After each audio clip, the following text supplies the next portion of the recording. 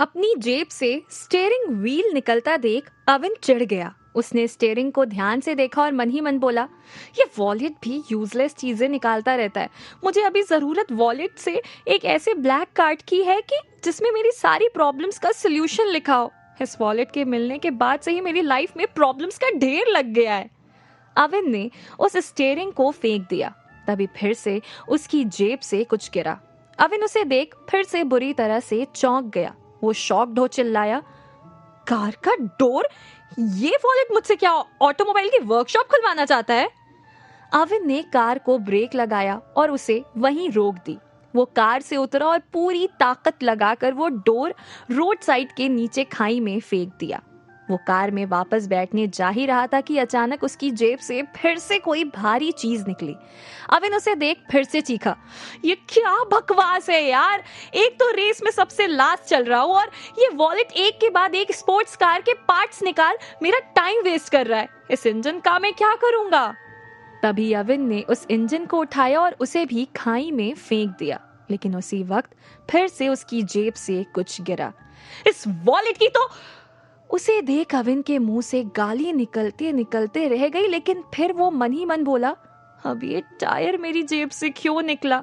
ऐसे ही कार के पार्ट्स एक एक कर निकलते रहे तो मैं उसे असेंबल करवा अपने लिए नई कार रेडी करवा सकता हूँ। अविन ने वो टायर हाथ में लिया और उसे भी खाई में फेंक दिया।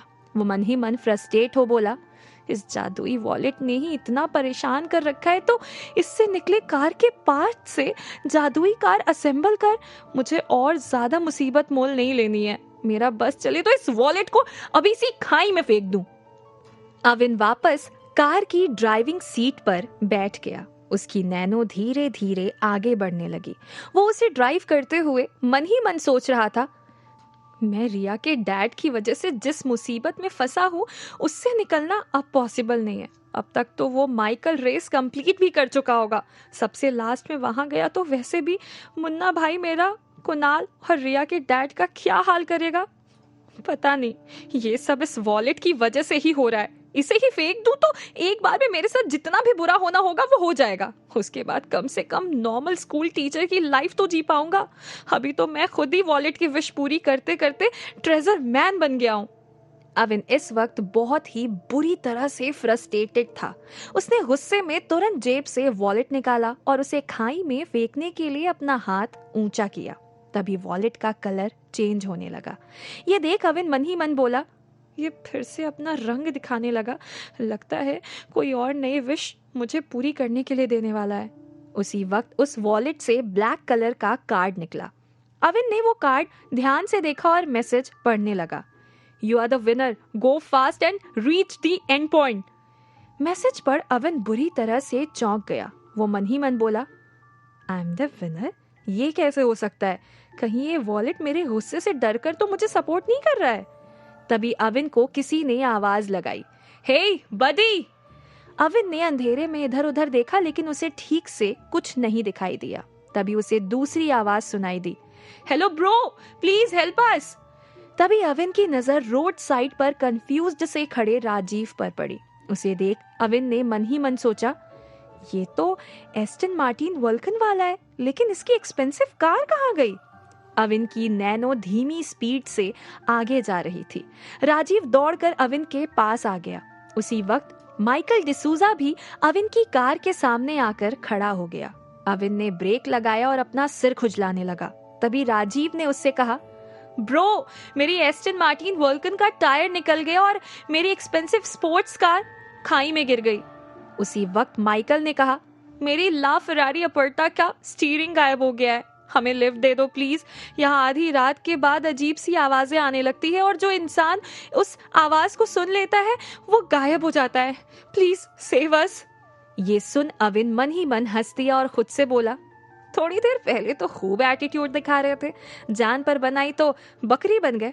अच्छा हुआ जो इस वॉलेट ने इनकी कार के पार्ट्स गायब कर दिए।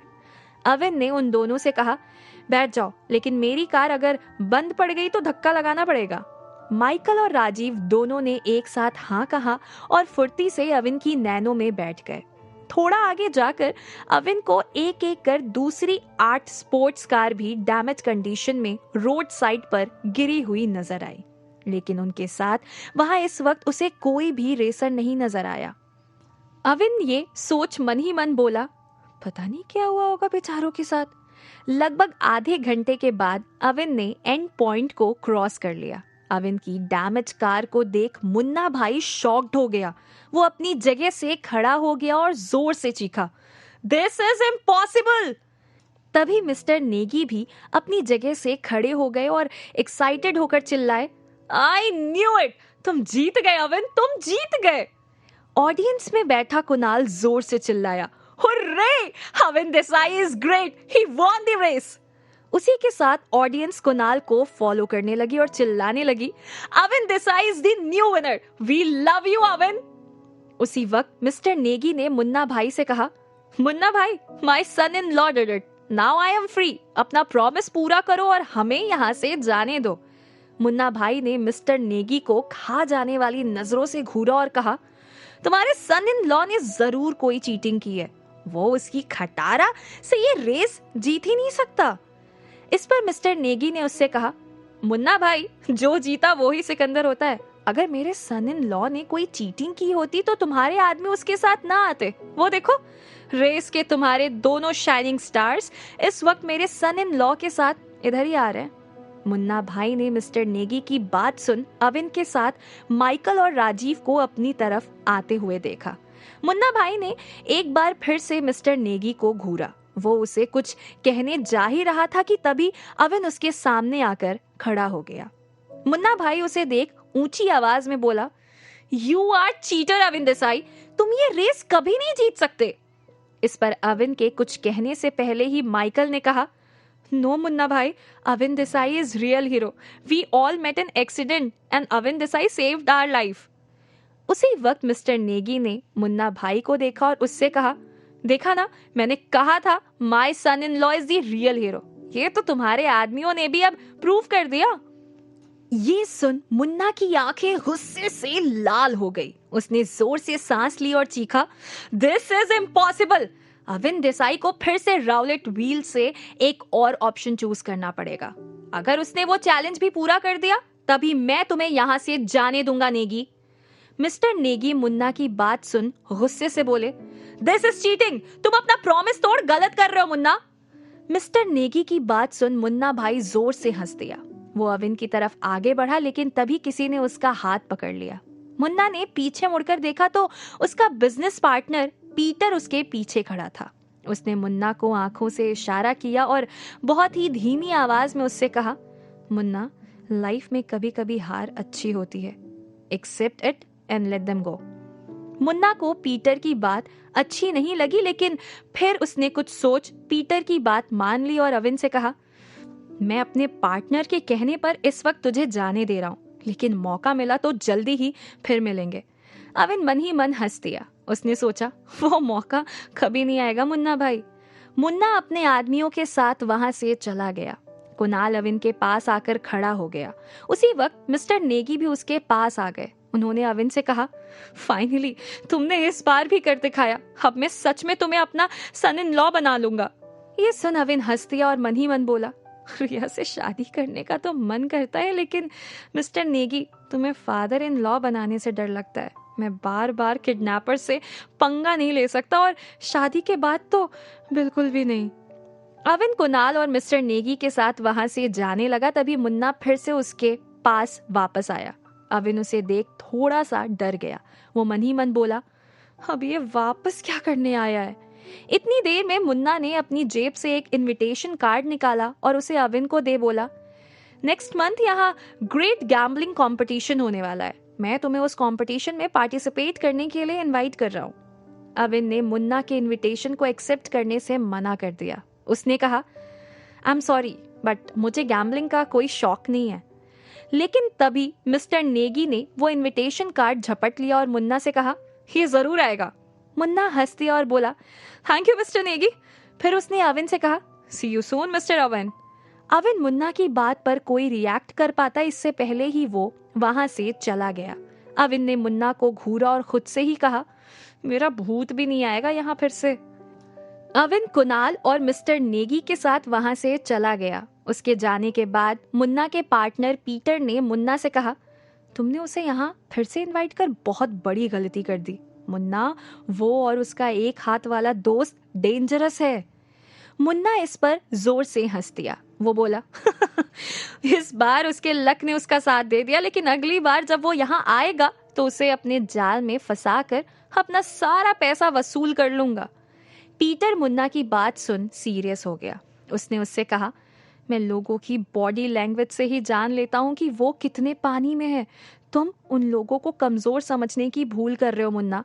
वो अगर फिर से यहाँ आया तो हमारी जान को खतरा हो सकता है। पीटर की बात सुन मुन्ना ने उसे कुछ नहीं कहा, लेकिन वो मन ही मन बोला, पीटर का ऑब्जर्वेशन कभी गलत नहीं होता। नेगी का सन इन लॉ अगर डेंजरस है तो उसका कुछ तो करना पड़ेगा। दूसरी तरफ अविन ग्रीन रिवर फील्ड से बाहर निकल चुका था। वो नैनो ड्राइव कर रहा था। कुणाल और मिस्टर नेगी बैक सीट पर बैठे हुए थे।